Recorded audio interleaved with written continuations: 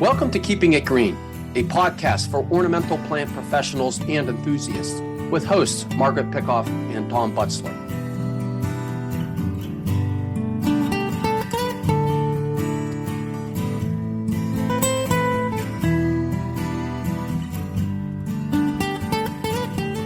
Hello, and welcome to Keeping It Green, a podcast from Penn State Extension for ornamental plant professionals and enthusiasts.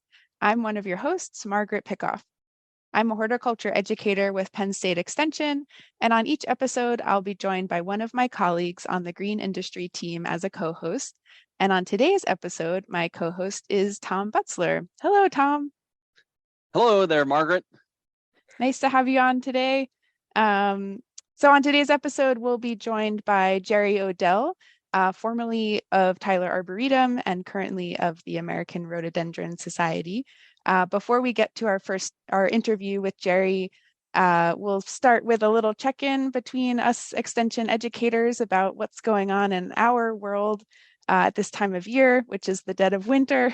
And something we were talking about earlier, we've had this extremely mild winter. So far, we've gotten almost no snow at all really here in Philly.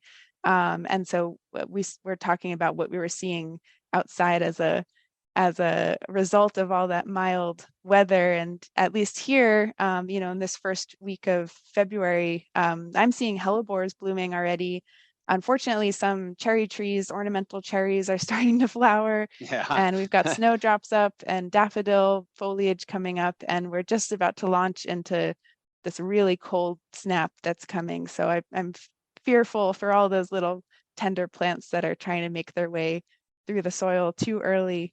Luckily, it's a short cold snap, though, right? I mean, it's going to come and then it's going to go pretty quickly. So that's kind of nice. But I just wanted to mention, both of us got back from that Mid-Atlantic Fruit and Vegetable Conference down in Hershey, Pennsylvania.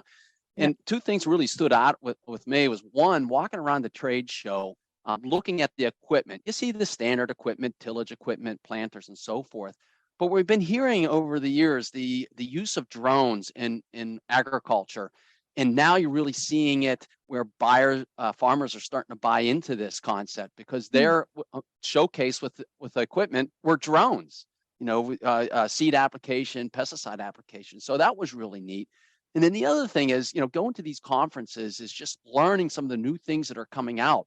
So I didn't know this research was going on, but it's starting to be implemented beyond the research phase. Insects are communicating with chemicals, pheromones, right? So, for example, the sex pheromones, where you have those insects attracted to each other. But they're starting to break down how they communicate with vibrations, how they're communicating by moving muscles, wings, and so forth. And they're starting to bring those sounds that they're capturing, bringing it into these vineyards. This is where the research was going, to try to mess up these insects' ability to communicate with each other. Oh, so wow. I think it's really fascinating how technology is being incorporated into agriculture these days. That is so interesting. Yeah, it seems like we're really making a lot of breakthroughs with learning about how things that we didn't necessarily think of as great communicators are sending messages to each other all the time.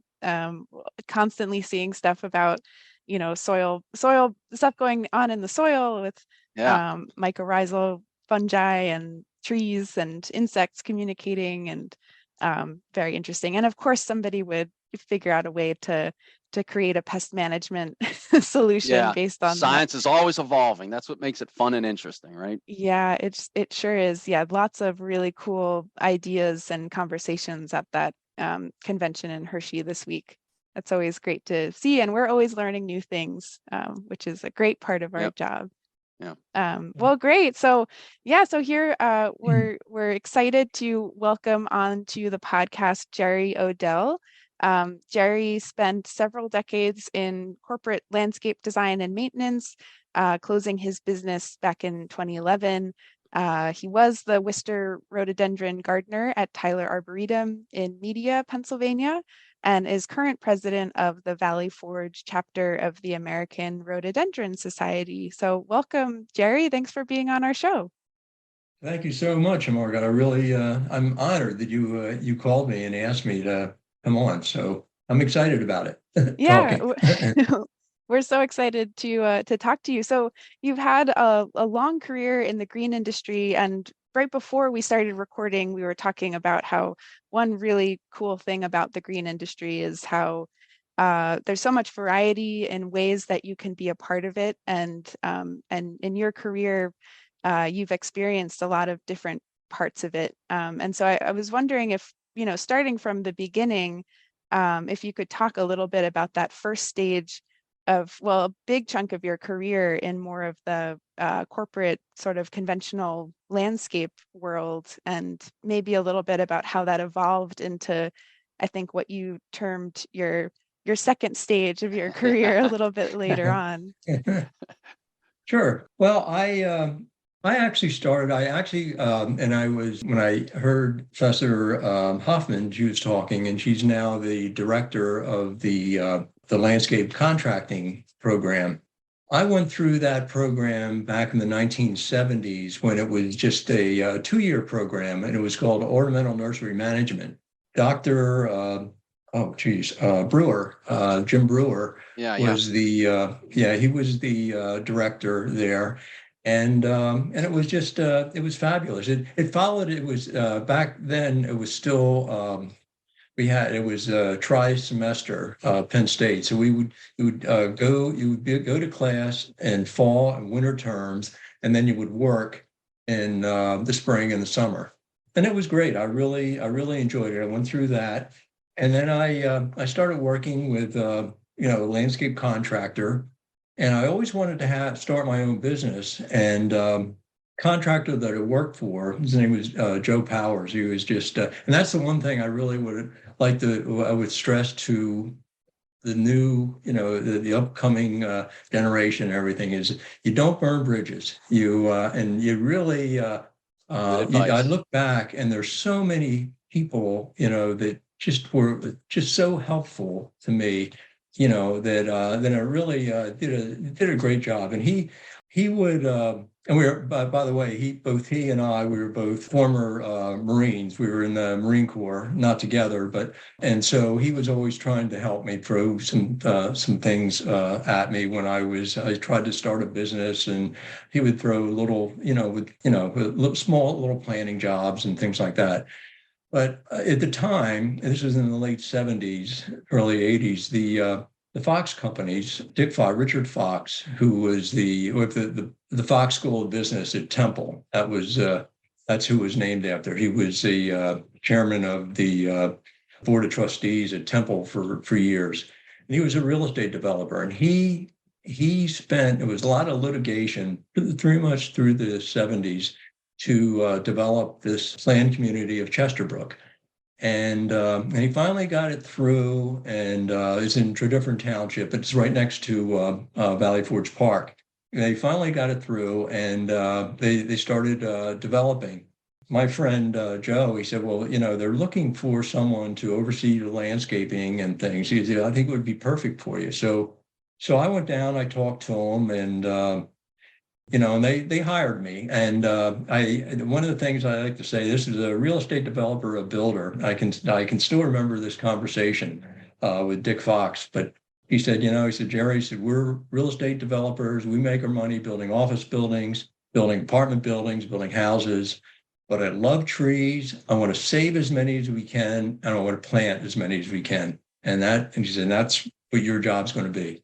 And so what we did, the residential properties, we sold those parcels to builders, and then we oversaw that. We did all the landscape design for them. We took the process through the township for them, and then we had a 150-acre corporate center. We designed that ourselves.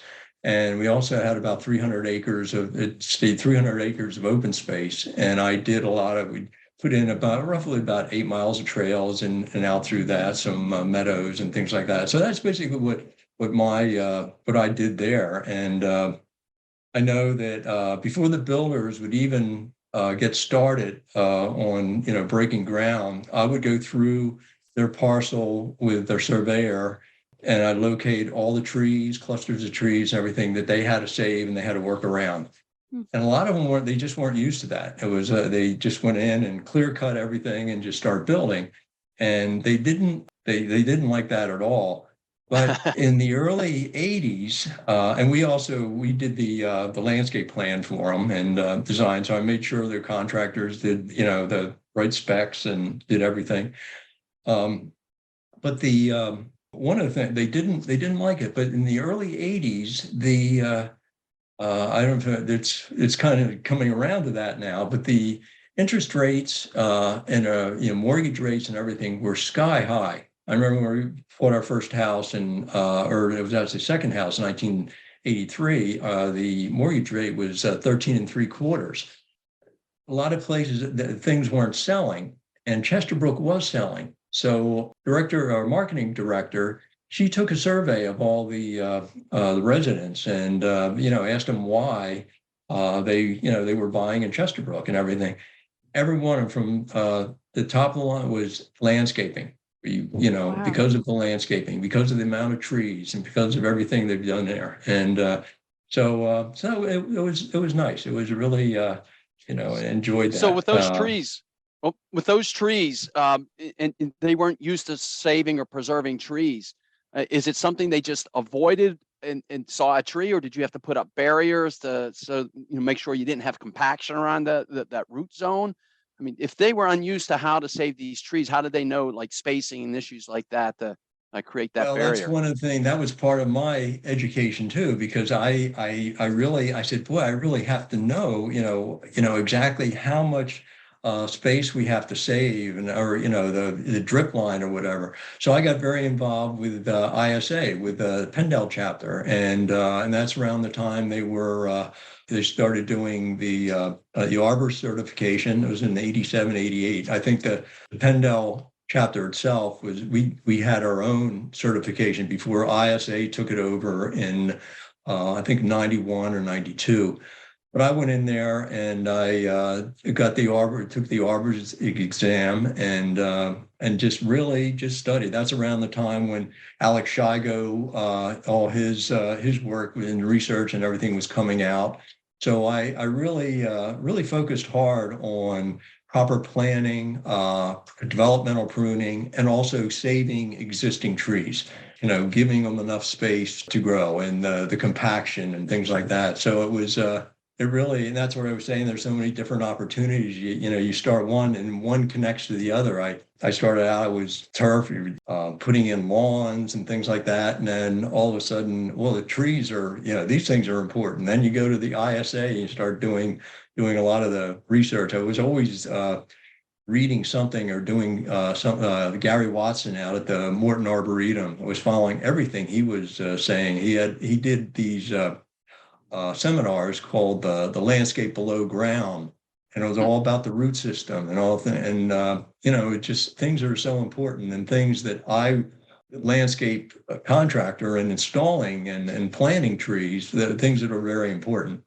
Another nice thing about the green industry, there's always something to learn. You're always stepping forward and learning something, and it's So it sounds like in the situation, which was your first like big project early in your career, you were given a lot of leeway to approach the folks who were doing the building and say, we got to save these trees. You can't just clear cut everything. And that seems like a fairly progressive approach. When I think about, we still have today, you drive by housing developments and it's very clear that maybe it was farmland or, forested land, and they just took everything off regardless of what valuable species there might have been there, and then just stuck in, heaven forbid, Bradford pear or, whatever it is, red maple over and over and over, and I see that all across Pennsylvania and New Jersey, where I'm from.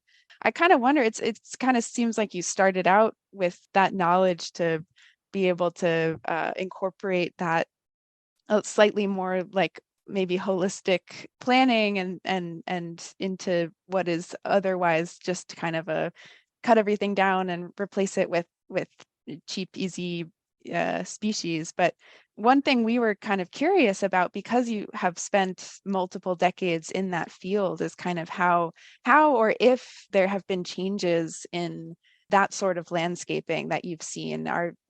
Have there been trends that have developed? Is there more interest from homeowners? And like you had said, the community where nobody else was buying houses anywhere else, but they were really drawn to this development because of the landscaping. How did that change, I guess, over the course of the time that you were in that industry? Well, I think even then, I mean, I guess when I was back in school and you went out and you designed, I think turf was a big part of it, and there was always be, and I kind of equated to like a big lake of a turf, and then you would plant the shorelines with trees and things like that. And now it's starting with the woodlands and the meadows and that was another thing too. Back in the early '80s, I mean, I had 300 acres, and some of them were just open old farmland and things, and I wanted to create meadows, and I couldn't find. This is before the internet, so I didn't know Ernst Seed was around or whatever. Ernst.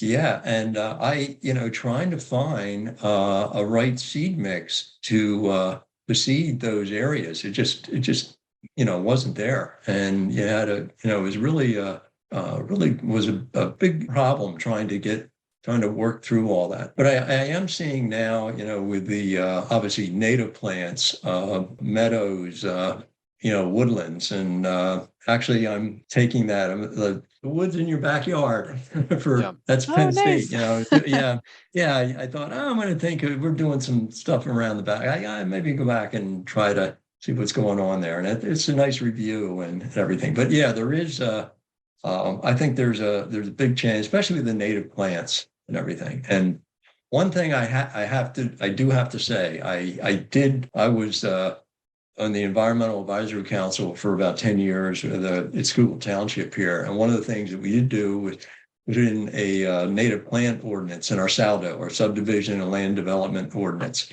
I mean, we're not trying to tell, we're certainly encouraging residents to use native plants, but we're not going to be heavy-handed and say you have to do that. But we certainly, part of the education and so they know the value of it. One of the reasons I did that also was to redeem myself, because in the 70s and the 80s, and I know you think I know, Tom, you know what I'm going to say. Yeah. The tree to plant was the Bradford pear. That was big back then. We planted so many of them. And if you drive down 202 from King of Prussia to Westchester around late April, they're all along the road. I'm probably as responsible as anybody for that, because we just planted so many of them, and it was just the tree to plant. And, well, eventually there's going to be a sale ban on that in Pennsylvania. I think there is now, isn't there? I think it's the dwindling stock can still be sold. I don't think it's, but it's getting everyone prepared for that. It's no longer available.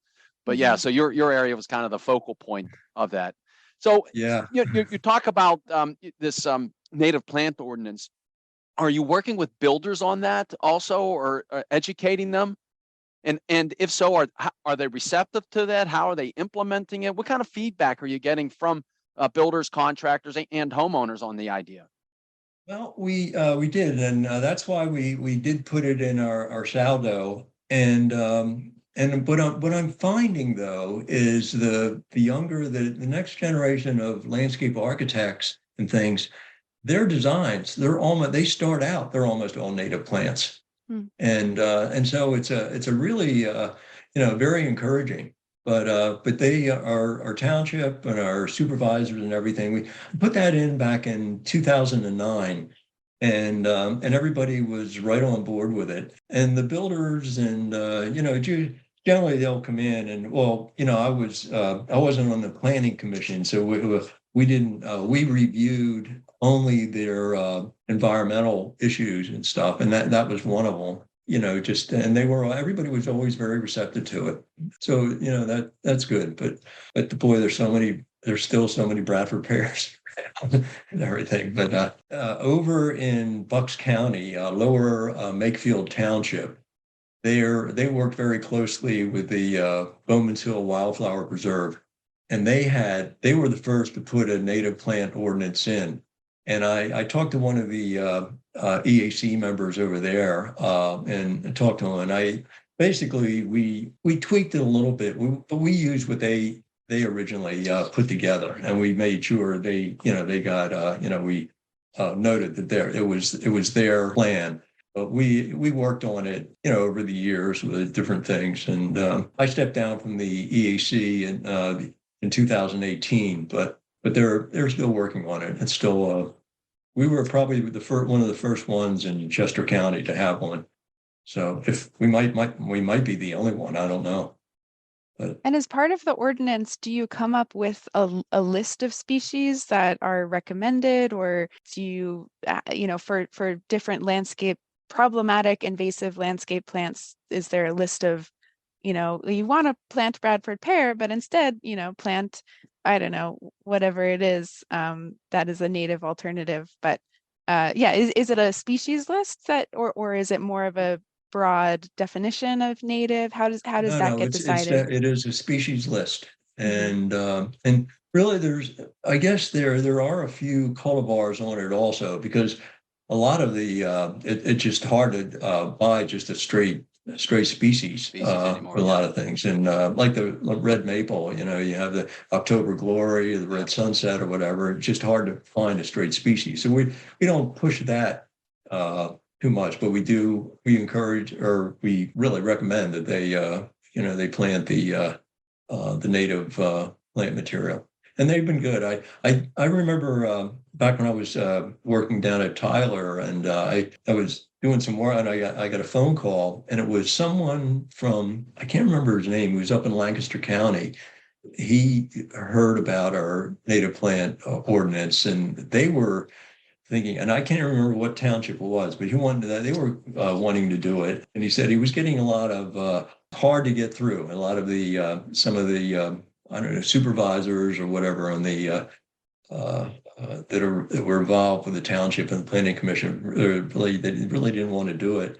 But I told him, I said, I don't think you probably, with the young landscape architects that are coming in there, I don't think you're even going to have to worry about it, because that's all they're using native plants. So I think it's it's moving in the right direction. So. Yeah, that's really good to hear. It's hard to know, we're in the plant world and we think about this stuff all the time, and we give talks about invasive plants. And so it's easy we're kind of surrounded by people who are thinking about this a lot. And it's easy to just assume that it's just in our little world that we're talking about how great native plants are and the ecological dangers of invasive plants. But it's really good to hear that it sounds like that's making its way into academic curricula and on the homeowner side of things. I work with a couple of homeowners associations who are really interested in, getting their development to cut back on the use of chemical treatments, for the frequency and toxicity of chemical treatments on the property, and incorporating more natives. So it seems like it's not just the plant people, the typical plant people who are excited about this, but that it's making its way into other parts of society. That's really encouraging. I think so. And I think Doug Ptolemy's book, it really that really pushed, really got the movement going to everything that he's been doing also. Absolutely. So yeah. So we do want to ask you about rhododendrons. We could shift a little bit. And so you're the current president of the Valley Forge chapter of the American Rhododendron Society, and you also formerly were a gardener at Tyler Arboretum in the Wister rhododendron garden. And so my first question is, what's so special about rhododendrons? Well, that's a good. one of the when I closed my my business down in 2011, it was called the Westell Landscape Group.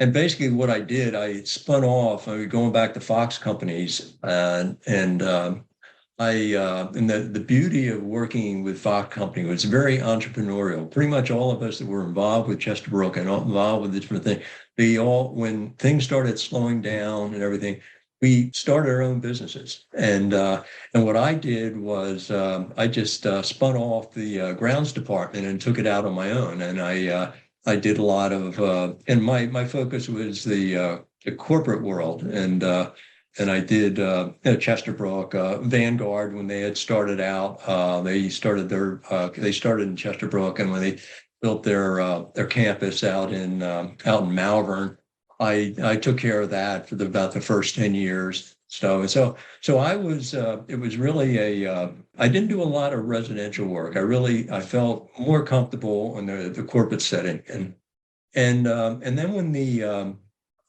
recession hit in 2008 and 9, a lot of and most of my everybody I was competing against, it was kind of the David and Goliath thing. We're all the big national companies, and they could get very aggressive with their pricing. And I went through it once before, it wasn't a problem, but I was only going to do run the bid maybe another 2 or 3 more years. If I was doing another 10, 15 years, I, would have run it out. But I saw 2 or 3 more years, and I'm looking at it, and the way the prices, were really dropping. I said, there's just, and I had to start replacing some equipment and some, trucks and things like that. I said, you know what? I told my wife, Kate, I said, this might be a good time to, just step down. So I did, and I made sure I had a couple people with me for a long time. My mechanic, he was retiring, and I want to make sure my a couple foremen, I got them lined up with jobs that they at least have them talk to companies that they would want to do, would like to work with and be a good fit. And so what I did, I started donating and equipment and trucks into different arboretums. And I was down at Tyler, and I was down there actually for I needed some CEU credits for my arbor certification. Dr. Sanford from Penn State up at Penn, he was giving a little presentation, a little talk down there on plants, and so I could get CEU credits. So my first time I was down there, and I was talking to some of the people, and they said, well, we just got an opening for a part-time rhododendron gardener. And I thought, oh, well, I'm thinking back. So I thought about it. I was going back and forth with Mike Harkowski, who is the director of horticulture down there. And I thought about, so anyhow, make a long story, they hired me, and I started looking at it, and I was just amazed at the genus rhododendron. It just, we talk about plants, you have a genus and a species, and rhododendrons has a genus, and it has a subgenus, and they have species and subspecies and sections and everything. And there's rhododendrons growing in the Himalaya mountains and down in Brazil in the Amazon rainforest. It's an incredible genus, and I just really I just fell in love with it and working with it and everything. And another thing too, I actually started out, I was big history buff, and I started out as a history major when I was in school. I thought I was going to teach history, maybe coach track and field, football, or whatever. And working at Tyler, I just could not believe, that it's down in Delaware County in Media. It was that property never left the family, and it's been in the same family since 1681. Wow. And the original deed and the land grant, obviously it's protected, with William Penn's signature on is down there. It's just incredible. And Laura Tyler, who was the 8th generation, I think, 1940, she bequeathed it as an arboretum.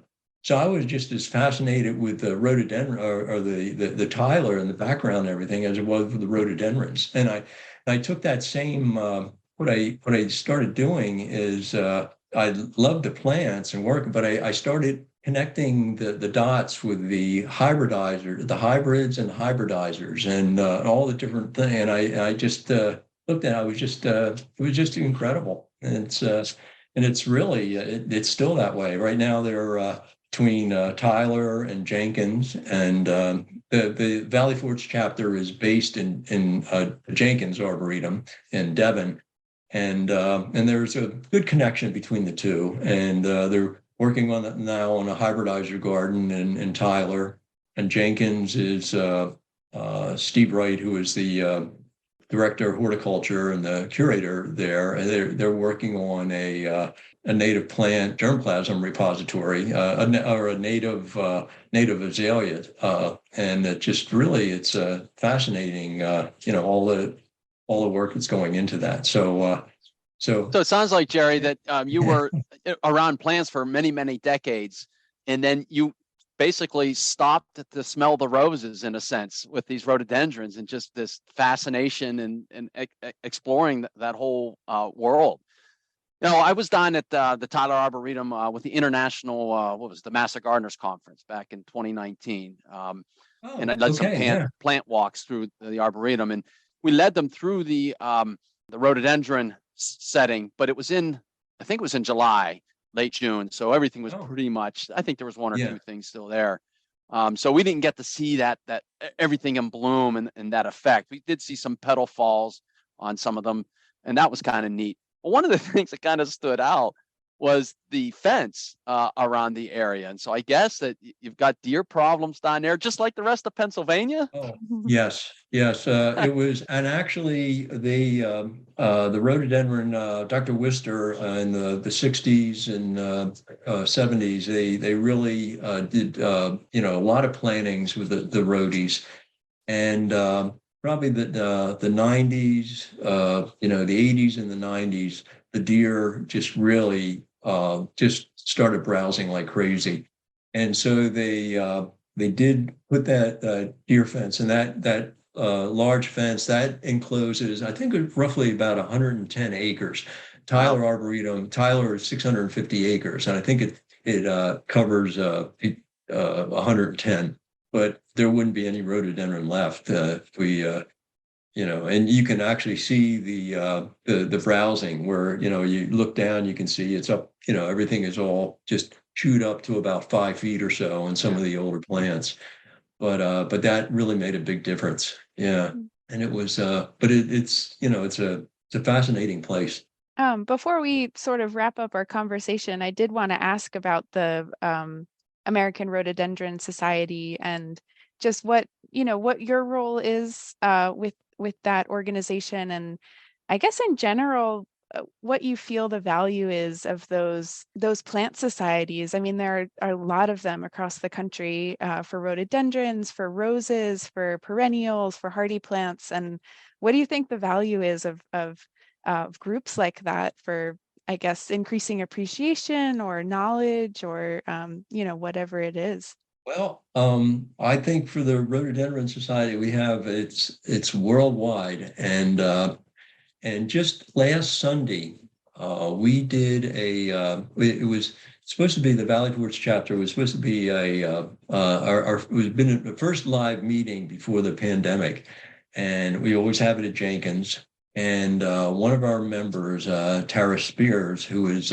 she's the curator assistant at Jenkins, but she's also she's in the master's program at Penn in environmental studies. And her focus has been on native rhododendrons. And they did a kind of a journey and a tour of the Appalachians back in the early summer, and to look at some of the natives that are in bloom. And it's just incredible. Some of the photos they had are just the mountainsides and everything just loaded with all these plants. Well, when they heard that we were having this meeting, I got an email from the Don Hyatt, who is with the Potomac Valley chapter down in the DC area. And they were doing, they had his Dr. Ralph Bauer, and he is from Germany.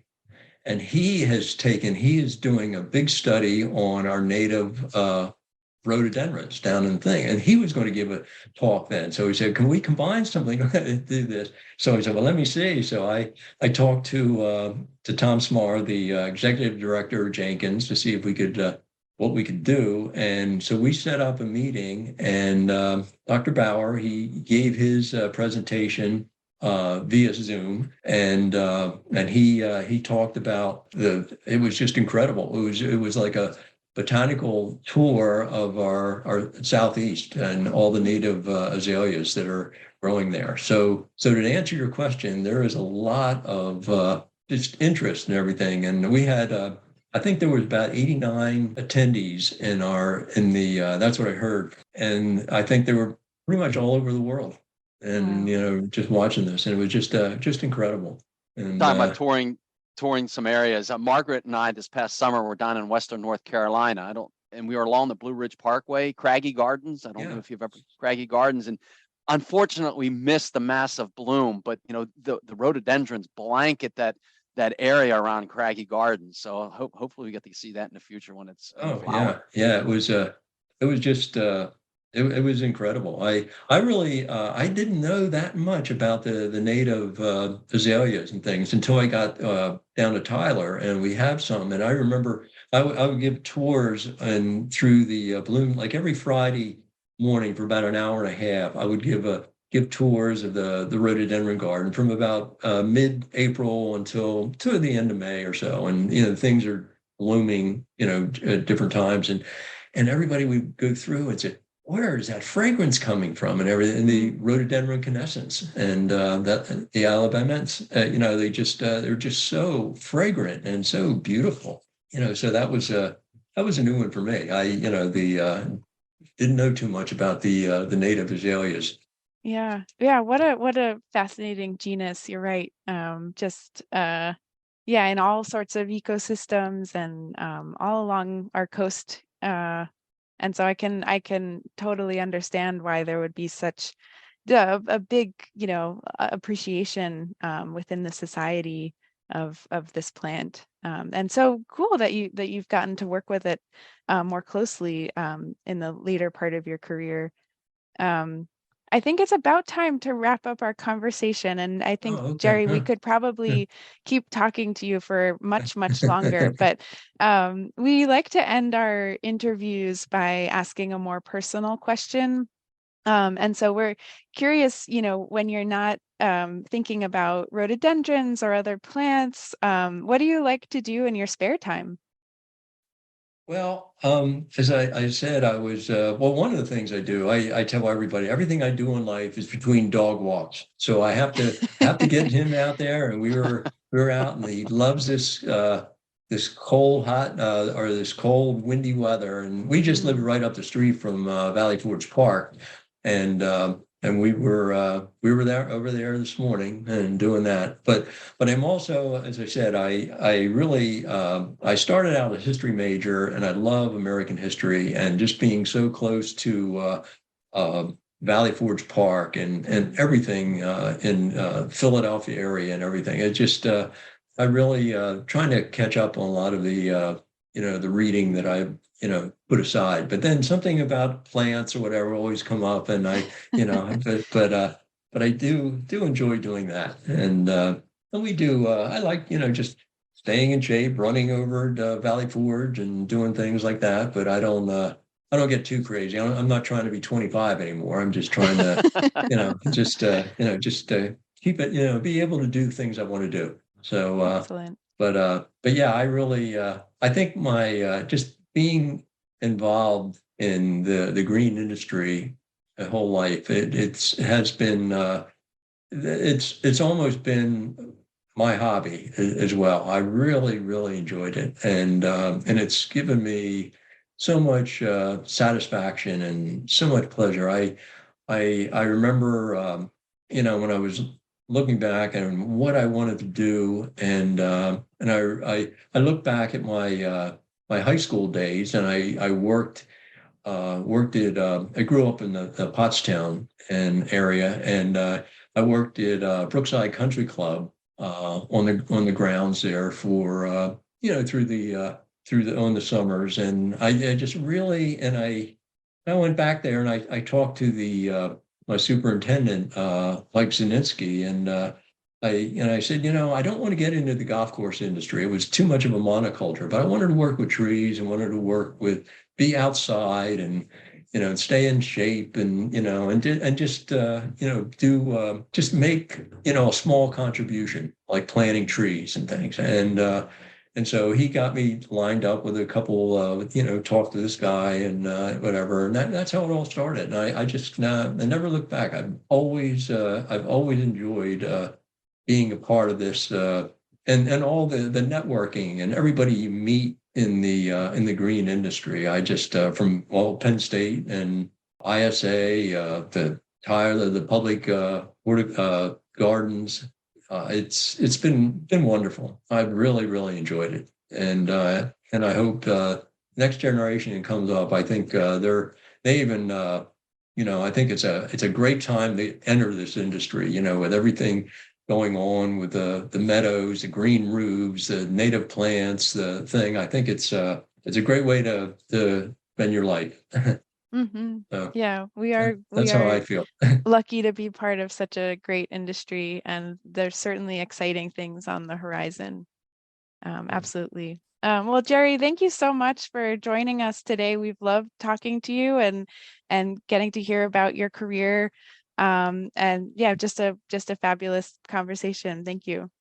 Well, thank you so much. I really appreciate it. And everything that Penn State Extension has done is fabulous. You guys do make a great contribution. I really appreciate it. We love to hear that. All right. Thank you, Jerry. Okay. Thanks so much. Take care. And enjoy the weekend. Thanks. Okay. You too. And go Eagles. Go Eagles. Yes. Take care. Bye-bye. Bye.